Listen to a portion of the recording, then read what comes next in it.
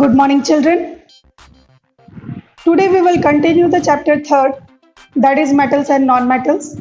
In this chapter, we have already discussed about the physical and chemical properties of metals and non-metals. So today we will discuss few uses of metals and non-metals. So let's start.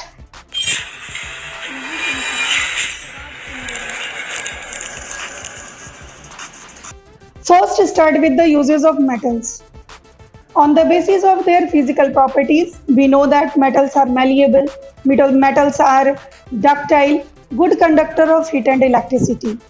So metals are good conductor of electricity and heat, so that iron, copper and aluminium metals are used for making household utensils, kitchen utensils, and also used for making the different types of equipments which are used in the industries.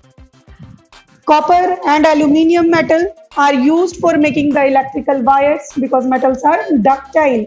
They are good conductor of heat and electricity. Why they are good conductor of heat and electricity? This is because metals have 1, 2 or 3 electrons present in their outermost shell, and these electrons are responsible for conduction of electricity. So copper and aluminium, they are used for making electrical wires and electrical equipment. Next, metal lead, symbol is Pb. It is used for making the car batteries. And zinc metal is used in the galvanization process.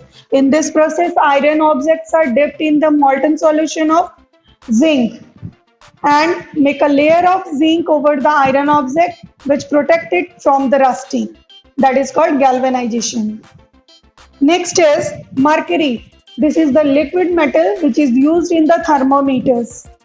And aluminium foil, because metals are malleable, they can be converted into thin sheets, so that aluminium foils are used for packaging the food materials, for packaging the cigarette, for packaging the medicines, etc. And silver, gold and platinum metals, as you know that these metals are used for making jewelries because these metals are lustrous. They show shine, they have the property of luster. That's why they are used for making jewelry. Now the turn of non-metals. Non-metals have its own property. On the basis of their property, they are also used for the various purposes they are. Like hydrogen non-metal. Hydrogen non-metal is used in the manufacture of ammonia gas. When ammonia gas is formed by using the hydrogen and nitrogen in the presence of a particular catalyst, that is iron catalyst, it is formed ammonia, and this process is called Haber process.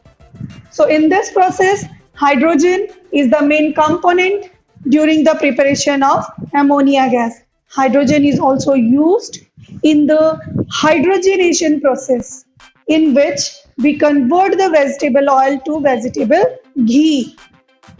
Hydrogen is also used in the form of liquid as a rocket fuel. Sulfur. Sulfur non-metal is used in the preparation of sulfuric acid, H2SO4, in the preparation of fertilizer, sulfate fertilizer, and in the manufacture of gunpowder. Next, that is nitrogen.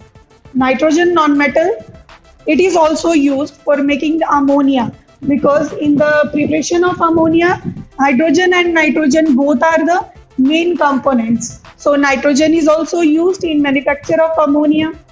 It is also used in the manufacture of nitrogenous fertilizer. And nitrogen is also used in the manufacture of different types of compound like TNT, trinitrotoluene. It contains nitrogen, and this trinitrotoluene is act as an explosive. Similarly, carbon non-metal. Carbon non-metal in the form of graphite. It is used for making electrodes in the dry cell, in the electrolytic cell, and carbon in the form of diamond, which is hardest known substance, are used for cutting of glass and also used for making the jewelry because it is lustrous, So these are some uses of metals and non-metals. Now, students, we will discuss the next topic, that is the what happens when metals react with non-metals and which type of product is formed, how they react.